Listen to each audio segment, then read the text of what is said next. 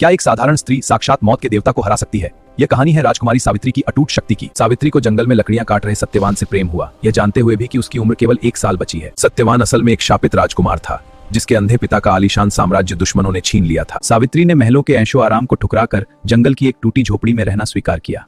ठीक 1 साल बाद जंगल में लकड़ी काटते वक्त सत्यवान के सिर में तेज दर्द हुआ और वह सावित्री की गोद में बेजान होकर गिर पड़ा। तभी भैंसे पर सवार डरावने और क्रोधित यमराज प्रकट हुए, जिनकी लाल आंखें आग की तरह जल रही थीं। यमराज ने अपने जादुई पाश से सत्यवान की आत्मा को शरीर से अलग किया और उसे खींचने लगे। सावित्री पीछे नहीं हटी, वह एक साई की तरह मौत के उस दुर्गम रास्ते पर चल पड़ी जहां कंकालों का पहरा था। रुक जा पगली, यह मौत का रास्ता है, यहां से कोई वापस नहीं आता। पर सावित्री नहीं रुकी। उसकी जिद देख यमराज बोले, सतन के प्राणों के अलावा कोई भी 3 वरदान मांग लो। सावित्री ने पहले वरदान में अपने अंधे ससुर की आंखों की रोशनी और उनका खोया हुआ राज्य वापस मांगा।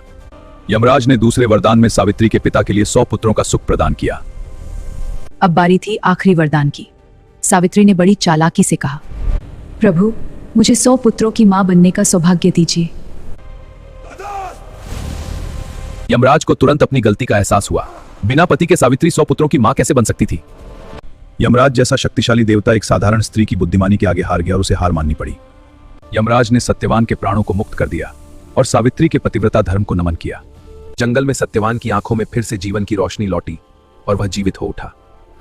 एक औरत की चतुराई ने साक्षात मौत के गले में फंदा डाल दिया और काल को भी पीछे हटने पर मजबूर कर दिया। ऐसी ही रोंगटे खड़े कर देने वाली कहानियों के लिए लाइक और सब्सक्राइब जरूर करें।